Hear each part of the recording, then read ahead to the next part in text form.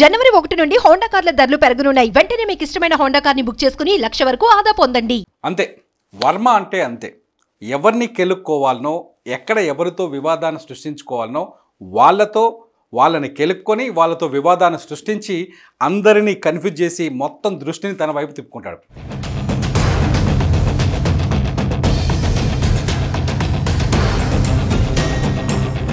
RGV ఇప్పుడు లేటెస్ట్గా వచ్చిన ఇష్యూ ఏంటంటే, బర్రెలక ఎవరైతే కర్ణే శిరీష ఉందో, తెలంగాణ ఎన్నికల్లో, అసెంబ్లీ ఎన్నికల్లో కొల్లాపూర్ నుంచి ఎన్నికల్లో పోటీ చేసిందో, ఈసారి బర్రెలకతో వివాదాన్ని రాజేసుకున్నాడు వర్మ.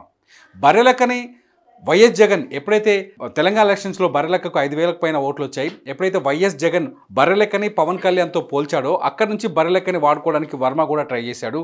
బర్రెలక అనే శిరీషని టార్గెట్ చేసుకొని తన సినిమాకి పబ్లిసిటీ పెంచుకోవాలనుకున్నా, లేకపోతే తను వ్యతిరేకిస్తున్న రాజకీయ పార్టీల నాయకులని విమర్శించాలని ప్లాన్ చేశాడు. ఆ విమర్శలో భాగంగా ఇప్పుడు వర్మ అడ్డంగా బుక్ అయ్యాడు.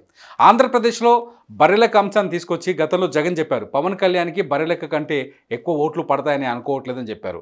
ఆ తర్వాత అదే పాయింట్ని తీసుకున్న వర్మ ఇప్పుడు తన సినిమా ఏదైతే వ్యూహన్ సినిమాకి బ్రేకులు పడ్డ సందర్భంలో వర్మ అది ఫ్రస్ట్రేషన్ కావచ్చు, లేకపోతే కోపం కావచ్చు, లేకపోతే ఆక్రోషం కావచ్చు. ఎందుకంటే వర్మ వ్యూహన్ సినిమాని టీడీపీ అడ్డుకుంది, అది చంద్రబాబు నాయుడు ప్రతిష్టని దిగదార్చే విధంగా ఉందని, చంద్రబాబు నాయుడుకు వ్యతిరేకంగా ఉందని చెప్పేసి టీడీపీ కోర్టుకి వెళ్ళిన తర్వాత తెలంగాణ హైకోర్టు వ్యూహన్ సినిమాకి బ్రేకులు వేసింది.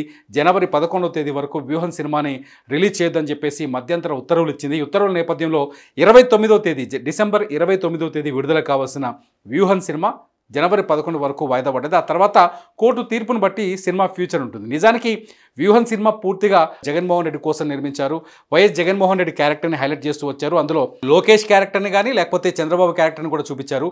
సినిమాలో హీరో జగన్ అయితే విలన్ ఎవరు అనే క్వశ్చన్స్ చాలాసార్లు వచ్చాయి. వర్మ సినిమా మీద, వ్యూహన్ సినిమా మీద చాలా చర్చలు జరుగుతున్నాయి రాజకీయంగా. ఆంధ్రప్రదేశ్లో కూడా వ్యూహన్ సినిమా పైన రాజకీయంగా దుమారం చెలరేగుతుంది. ఎంత జరుగుతున్న టైంలో రామ్ గోపాల్ వర్మ బర్రెలెక్కను తన సినిమాలో ఉన్న, లేకపోతే ఏపీలో ఉన్న తనపైన వ్యూహన్ సినిమా పైన కోర్టుకు వెళ్ళిన నాయకులను పోల్చడం ఇప్పుడు వివాదాస్పదంగా మారింది. దీంతో బర్రెలెక్క ఎవరైతే బర్రెలెక్క అనే పేరుతో ఉన్న శిరీష, డిజిటల్ మీడియాలో బర్రెలెక్కగా ఆమె చాలా ఫేమస్. తెలంగాణ కొల్లాపూర్ నుంచి ఎలక్షన్లో పోటీ చేసి బర్రెలెక్క ప్రభుత్వాన్ని ఛాలెంజ్ చేయాలని ట్రై చేసింది. ఎందుకంటే తనపైన కేసులు వచ్చాయి. తను చేసిన నిరుద్యోగ సమస్య పైన బర్రెలెక్క కాజ్ కోసం ప్రయత్నించింది.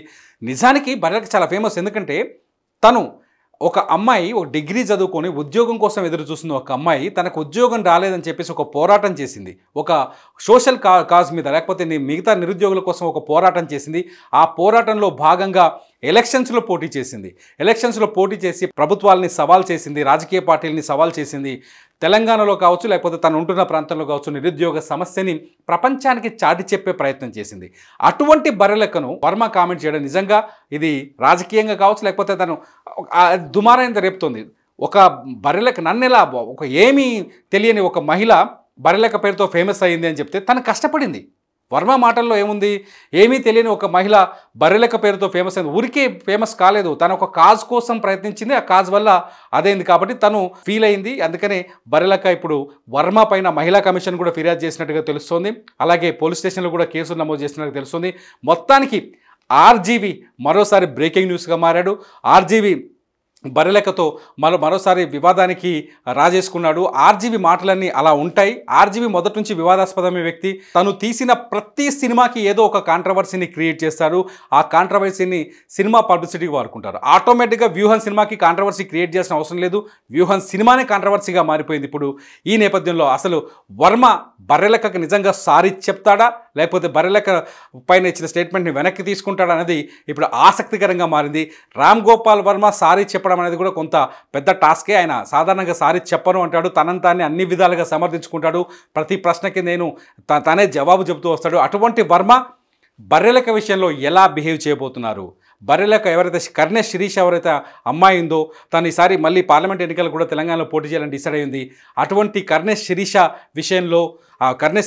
అలియాస్ బర్రెలెక్క విషయంలో వర్మ ఏం చేయబోతున్నాడు? వెనక్కి తగ్గుతాడా, సారీ చెప్తాడా లేదా అన్నది ఇప్పుడు ఆసక్తికరంగా మారుతోంది.